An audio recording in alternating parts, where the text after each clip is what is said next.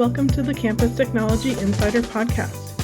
I'm Rhea Kelly, Executive Editor for Campus Technology and your host. For many years, the Horizon Report has been tracking trends, technologies, and key practices in teaching and learning. But this year, there's one striking difference: the impact of a global pandemic on practically every aspect of higher education. In some ways, colleges and universities may never be the same.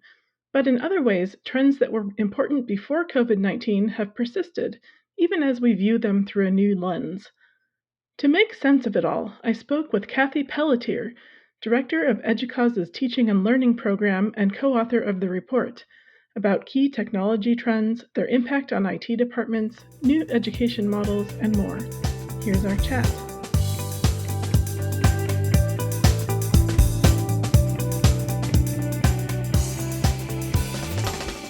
Hi, Kathe. Welcome to the podcast. Thanks so much. It's great to be here. So I want to talk about the new Teaching and Learning edition of the Horizon Report. But first, I thought we could reflect over the past year a bit, because it's just stunning to me to think that last year's report, it came out in early March, I can remember, and we were basically on the brink of a global pandemic and largely unaware of the challenges that were ahead. Was that something that went into the thinking in this year's report? Yeah, it's really crazy to look back and think about how much has changed since then. In the early stages of the project, we really spent a lot of time thinking about how much we wanted to, I'll put in quotes, allow the pandemic to impact the discussions of the panel. And it's really funny to think about how naive we were back then. And, of course, the pandemic has affected so many areas of all of our lives globally, but we really naively wanted to rise above it or something like that. And which just goes to show how it's impossible to predict the future. but but we really quickly realized that it was impossible to extricate the pandemic and the panel discussions, and really kind of leaned into it. And one thing that came out that I thought was really interesting is that, as you probably have noticed if you've read the report, that several of the trends did persist from 2020. And those were mental health, the digital divide, and funding for higher education, for example. But even those trends have kind of a pandemic flavor. For example, we know that 80% of students reported early on in the pandemic, even, that their mental health was worse off compared with before. And in the Los Angeles school system, a striking 1 in 4 households lacked essential network access. So, in terms of digital divide, that's a really stark example. And then, in terms of the funding for higher education, we learned in an EDUCAUSE quick poll that 2/3 of respondents reported budget cuts to their IT units in the 2021 or 2020 to 2021 academic year. So even though the trends seem to carry over from last year, COVID really flavored what they looked like in this year. And I'm happy to talk about the new trends too, which is really interesting, and of course flavored by the pandemic as well. And so I'm going to talk a little bit about methodology, and I don't want to geek out too much, but I think it's really interesting. So we use what's called the modified Delphi method that we've adapted from the Institute for the Future. And our first step is to scan for different types of macro trends. So we look for social, technological, environmental, economic, and political trends. And we have the lovely acronym of STEEP that helps you to remember those. And this year, the entire set of trends in the technological category are completely brand new, which is not surprising when you think about higher ed's really abrupt leap to delivering remote learning. And so, for example, we've got widespread adoption of hybrid learning models, increased use of learning technologies, and online faculty development. So, if you look back to early 2020, I don't think anyone would have guessed that these would have come out as Horizon Report trends. And there's, a ton of examples in the kind of signals or the evidence for these trends that that the pandemic obviously shaped the way that we were using and even finding new technologies to use in the classroom. I know I think it's in the technology category, the report noted that there's the the increased use of learning technologies is a big trend, or will be this year.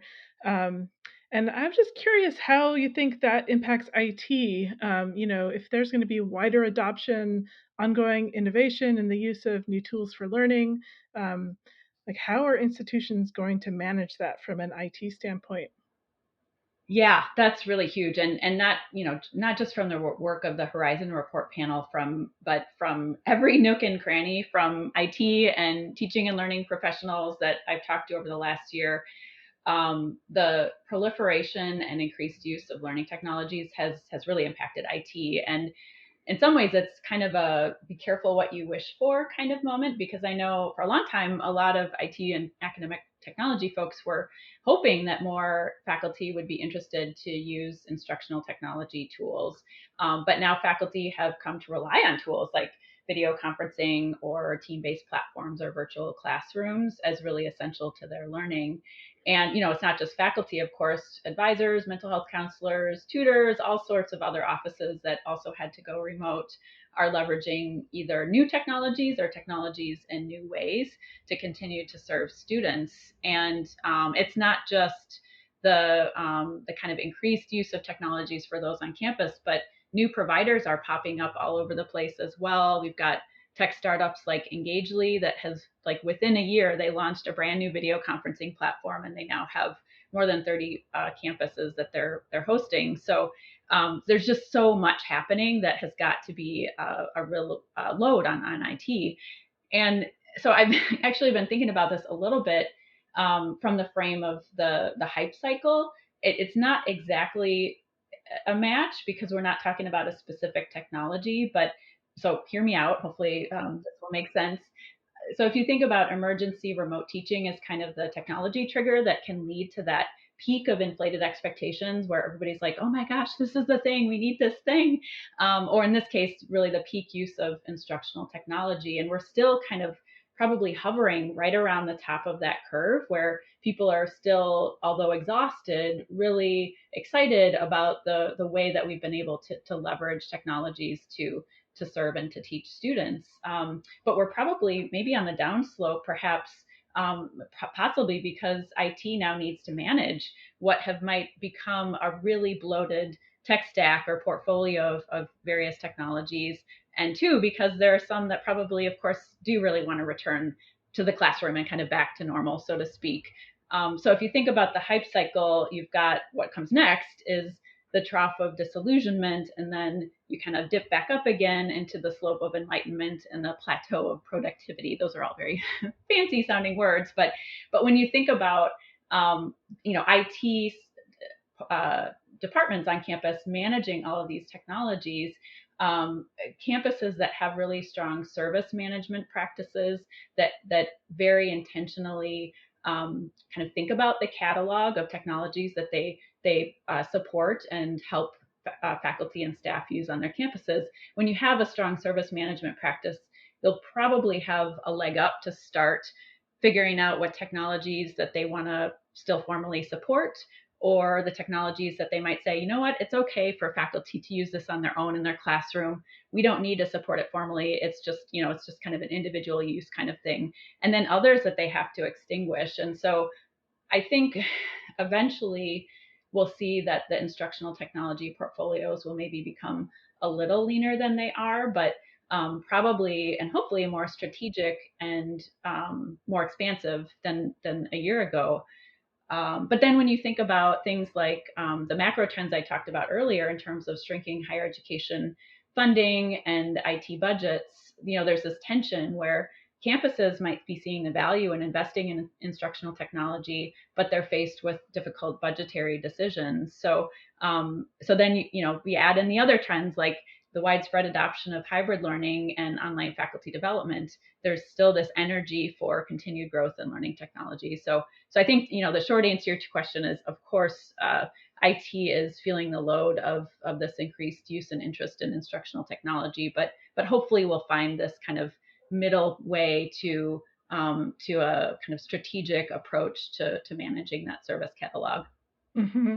Do you think that some institutions or IT departments will be pushing to standardize, or are they just kind of going to accept this growth, as the new normal? Yeah, I think it depends. I mean, that's kind of a an easy answer to give, but I do think it depends on how big the campus is and what their previous practices might have been. A small campus might be able to tolerate a little bit more differentiation in the way that they're supporting different technologies. But then again, they might have a smaller IT staff to be able to support the handful of technologies that the individuals are using. So I think the funding, the resourcing of the IT staff, and the capabilities of the IT staff, as well as just the kind of the overall culture in terms of standardization, whether it's centralized or decentralized or open to innovation, open to kind of experimentation at the local level. I think that will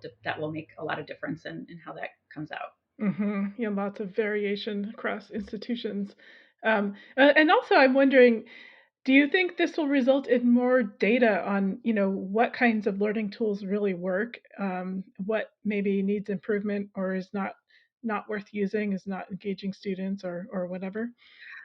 Gosh, I really hope so. I know some of the folks on the ELI advisory board who are working on campuses have been kind of begging and pleading to their colleagues to measure what they're doing, document what you're doing so that you can measure it later, and have a baseline for what's working and what's not working, both in terms of, technologies, of course, but also practices as well. And worry is probably too strong of a word, but I suspect that many folks on campuses were just, kind of full throttle figuring out how the heck to do, to continue serving students, that they may not have stopped to, set up a hypothesis and capture baseline data and then, come back and circle back to that later. But I do think over time we will see emerging data about what's working, both again in terms of technologies as well as practices. And one interesting thing too is that you'll see in the report when we talk about the blended and hybrid models, that there are so many different hybrid models that we almost didn't know what the heck to call the section, because there's so much variation in terms of, is it in the classroom or is it online? So the place makes a difference. Is it synchronous or is it asynchronous? And is there a choice on the part of the student? And there are some campuses that have more than one hybrid offering, 5 to 10 to 12 hybrid offerings for each faculty to have the option to use. And so the proliferation of the models too, I think, will make it challenging to evaluate effectiveness. But I sure hope that we are, and that that's something that within EDUCAUSE that we can commit to with a view of the field to make sense of what we've been testing and see what works, to be able to sustain what works and to not do what doesn't work. Hmm. Yeah, there's a lot of throwing around of the word high flex and, kind of uh, not always clear what that means. So, speaking of hybrid and blended course models, that brings up the next section of the report, which is all about the key technologies and practices as Mm-hmm. opposed to the trends that are impacting the future of teaching and learning. And I noticed that blended and hybrid rated the highest in terms of it's deemed the post pandemic importance. Mm-hmm. So, could you talk a little more about how you see those models playing out post pandemic? Yes. And if you would indulge me in another brief methodological detour, Sure. you referred to the rating of the post-pandemic importance. I'll just share for our listeners that in round 3 of the panel discussion related to key technologies and practices, we had the panelists assess the challenges and benefits of going forward with each of the top 6 of I think it was a total of like 144 original texts and practices that eventually got whittled down to that top 6. And so, in addition to asking panelists to evaluate how important each one would be in the future post pandemic, particularly for institutions seeking to establish more flexible approaches to teaching and learning, we also asked them to rate how useful it might be in addressing issues of equity and inclusion, the potential to have a significant and positive impact on learning outcomes.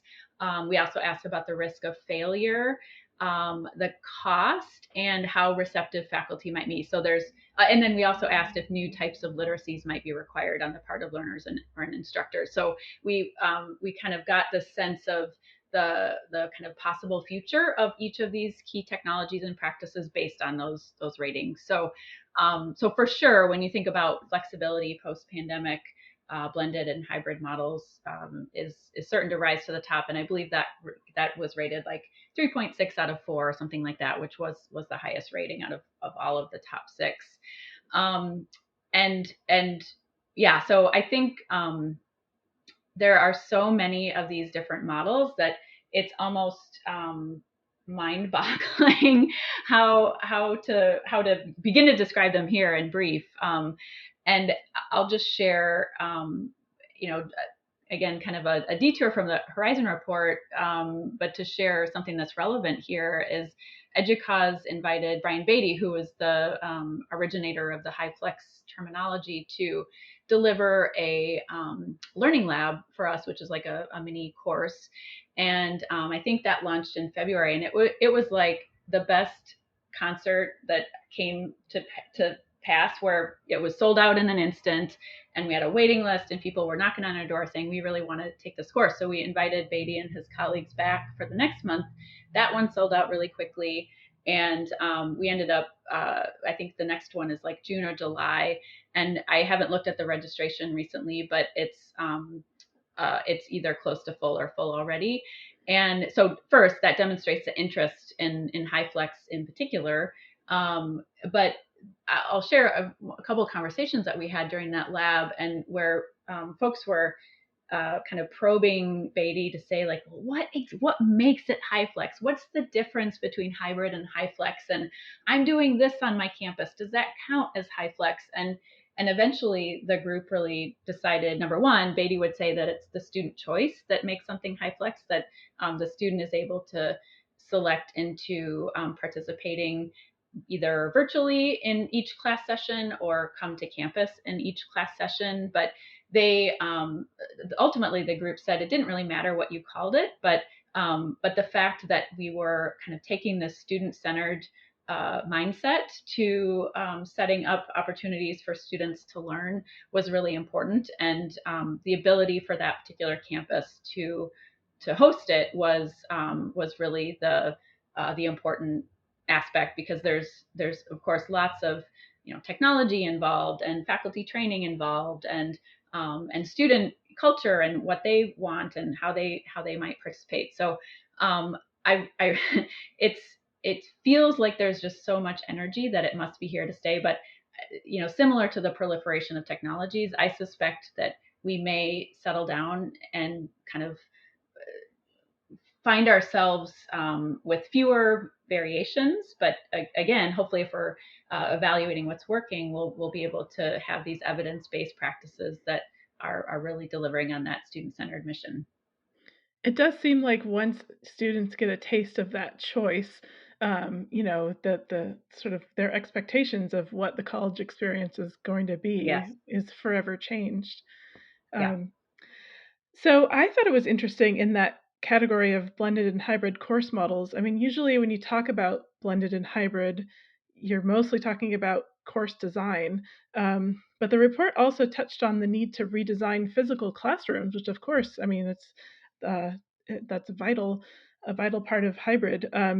So I'm just curious how you think the idea of what the classroom of the future is has changed with the advent of hybrid.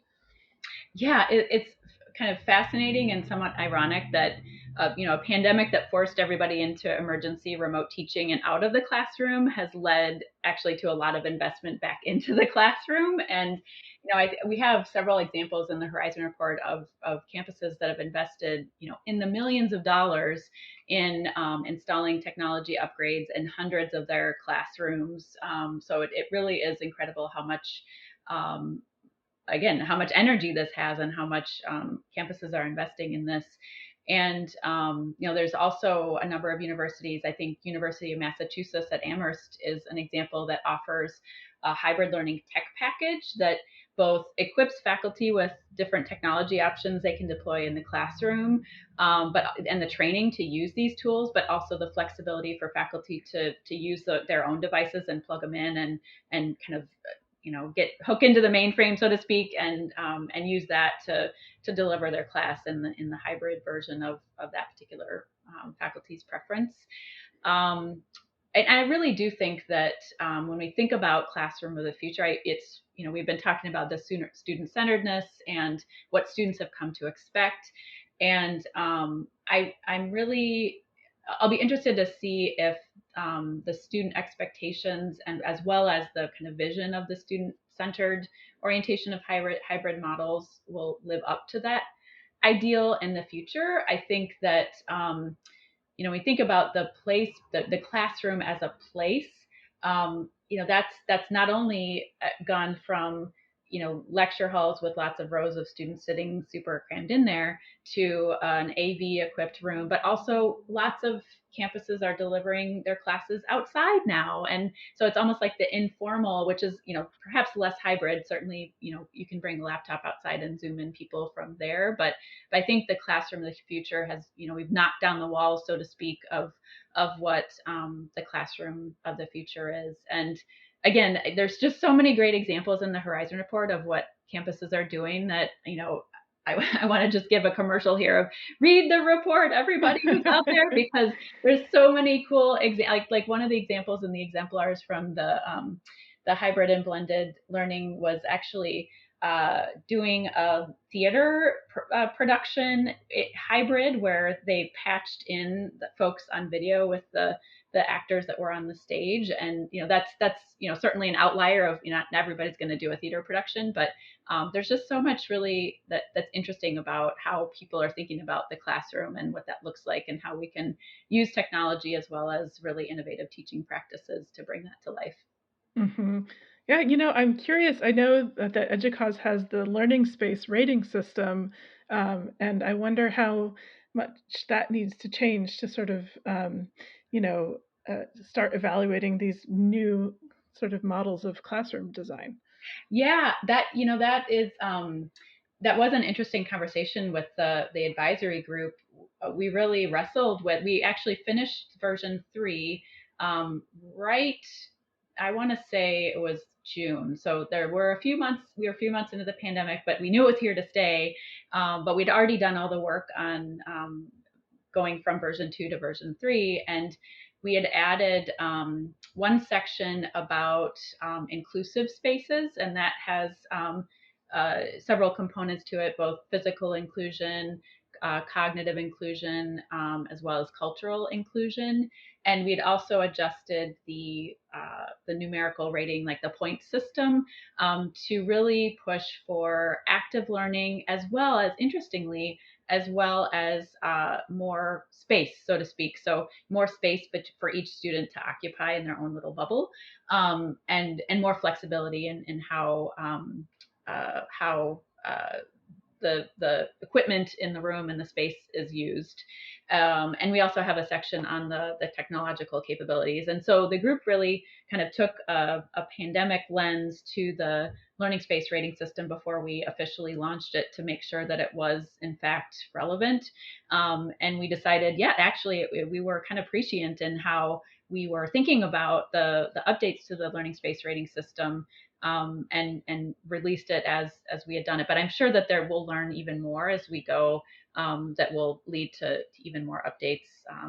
The outside space is one that it's like, well, how do you rate that? What does that look like? Yeah, right. So I'm sure we'll continue to keep that updated. That's really interesting work. Another topic that in the report that I thought was pretty interesting was the micro-credentialing as one of the key technologies and practices, mainly because it's one of those areas I think that really could threaten, the traditional model of higher education. You've got providers like Coursera or even Google offering credentials that are directly tied to job skills, and this is all sort of calling into question the value of a traditional degree and all of that. Um, so, what do you see are the big issues in this area that higher ed institutions need to consider? Yeah, Micro-credentialing is so interesting because it's another one.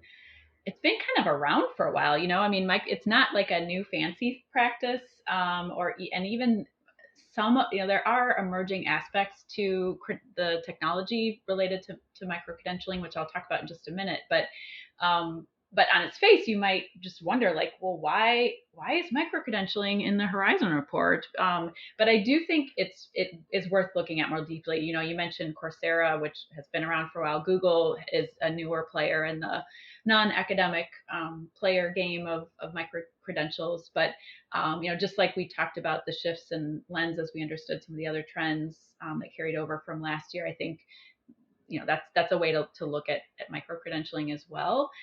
Um, but I also want to acknowledge that even though we've got Coursera and Google and other of those non-academic providers offering micro credentials, there is really a groundswell of campuses who are and have been actually, and I think it's not to be too Pollyanna on it, but I do think that colleges can and should really seriously think about micro credentialing strategy. And really, a micro credential is just a mini version of a program of study that ultimately packages and verifies skills and competencies. And so, theoretically, a larger degree program would be doing the same thing. So, a micro credential is really just more focused than that. But I feel like, it's the age old question of, well, should a higher ed program be job focused, or should it be teaching, people how to be human and be a citizen, or how to, a coming of age experience? And certainly, the coming of age experience for college students in the last year and a half has been quite different than those that would have gone to a traditional campus. Um, but I think we will continue to see the need to upskill and reskill. And in fact, one of the trends in the Horizon report is that the workforce is changing, and expectation. There's this kind of ongoing need for that upskilling and reskilling that might even be increasing in velocity, so to speak. And so as those both within higher ed and outside of it will continue to need to adapt to the changing demands of their jobs, I think it would behoove campuses and higher ed to invest in the architecture, the infrastructure, and the workflow that they would need to develop and implement various forms of credentialing. So that could look something like the academic work of tightening up the curriculum pathways, and creating maybe a stacked credential. So you've got little mini degrees that students can collect along the way to the larger degree, and maybe within that or outside of that, develop more explicit competencies that map to either the technical skills that people think about when they think about job skills, or the cross-cutting skills that are things like critical thinking, cross-cultural competence, playing well with others, that kind of thing. That really, higher ed, I think, has cornered the market on those kinds of transferable skills. So I think that there's that kind of laying the groundwork and architecture and strategy in terms of curriculum, and thinking about degree programs slightly differently in smaller chunks. But then on the other side of things, on the technical side, IMS Global also just released a comprehensive learner record, or CLR, specification. And that's a little bit techy, but basically that means that the comprehensive learner record specification is something that will allow different bits of information about learning to kind of talk to each other. And so, comprehensive learner records ultimately are like extended transcripts that include lots of data about learning and employment, all sorts of things, academic and workplace recognition, et cetera, not just happening what's in the classroom. So that technical architecture of comprehensive learner records and the advancement by having this specification is really a huge step forward for higher education. And in fact, in some ways, a way for higher education and industry to work together, because, as I mentioned, the comprehensive learner record includes both academic achievements, but also workplace achievements as well. Mm-hmm. So yeah, it's like I'm a curriculum nerd, so the idea of more people thinking more intentionally about their curriculum and making it more agile and relevant and current, it just seems like that there's just so much vast, amazing potential there. Yeah, well, what I'm hearing is that it's not really about changing the model of higher education, but more about documenting, the things that are already happening, yeah, in those smaller chunks. Yeah, Um, yeah, that's a great way to say it. and do you think that higher ed institutions need to consider, something like Google a competitor, or is there more like there's room for every kind of uh, job training out there? Yeah, I don't know. It's hard to say because Google certainly has stood up a vast library um, of learning opportunities, what seems like overnight. But looking back to the MOOCs, where I think for a while higher ed was feeling like the MOOCs would be a big kind of direct competitor, and that's kind of settled into a more parallel structure. And then you've got your boot camps, which similarly, I think there was a lot of hubbub about like, oh, the boot camps are going to take all the computer science students, but it just seems like it meets such a different need. But that being said, as the workforce changes and as we're living and working and learning differently, there may be something that we haven't seen before in terms of a more direct competitor. But I feel like there's higher ed can and should and maybe will reinvent itself. It's not for me to say what that will look like, but I do think that being aware of these possible competitors as something that to kind of create a scenario about, so to speak, is something for leaders in higher ed to consider. Not necessarily like it's a done deal or expected, but for a planning opportunity to make sure that we are doing all that we can for our students and that we're living up to the value proposition, and that the value proposition that we are providing and articulating for students is something that actually does bring value to them. Hmm. So one last question, and I hope it's not an impossible question, but if there's a single concept or lesson that you think higher ed institutions should take away from this year's Horizon report, what would that be? Oh yes, that. So I'm going to dodge the question of actually picking one thing, but I do think that. But I have one thing that I really want to kind of leave our listeners with. And so again, commercial for the Horizon Report. There's so much meaty stuff in there. I think I would really encourage folks to read it. It feels long, but it really reads really easily, I think. But I'm going to go back to the methodology and actually to build on something I just mentioned. So when EDUCAUSE started using the modified Delphi method, I described that we adapted from the Institute for the Future. We really got out of the prediction business. I think prior to that, the Horizon Report really was kind of positioned as like, we're going to see into the future of 5 years. This is going to be the thing, or in 10 years, this is going to be the thing. And the Horizon Report really isn't intended to be a prediction tool. It's intended to be a planning tool. And so I mentioned scenario planning earlier and thinking about like what's the potential dynamic with the non-academic providers in competition with higher education.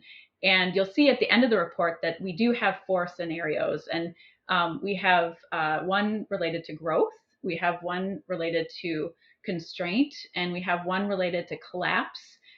Don't read that one when you're feeling sad already because it's really and one related transformation. And these are true scenarios. So we made them up kind of with the data that we were hearing from the panel. So we didn't just make them up out of thin air, but they are made up, and as scenarios are intended to be, and they're really supposed to be used as what ifs. So leaders can use these scenarios to think about how their institution might fare in that possible future, so they can determine the best course of action, whether it's we need to fill these gaps, or we need to invest over here, or we need to think more about that possible future, and be really strategic about those investments. And certainly campuses and leaders can make up their own scenarios too. We haven't cornered the market on the scenario writing. So I feel like that is what I would like to leave our listeners with, that that the Horizon Report is intended to be that kind of planning tool, and I think a rich one at that. And when I think about like, holy cow, I'm so incredibly proud and in awe of all my colleagues on campuses who made the amazing effort to continue serving students in new and innovative and compassionate ways during the pandemic. I think we can say that higher ed may not have been super prepared for this big pivot. So using a tool like the Horizon Report and the scenarios can set us up to be much more nimble and flexible when the future brings us the unexpected again. Yeah, so considering possible futures, not predicting, and that helps us prepare for the future better. I like it. Thanks so much for coming on. It was great talking to you. Yeah, my pleasure. Thank you.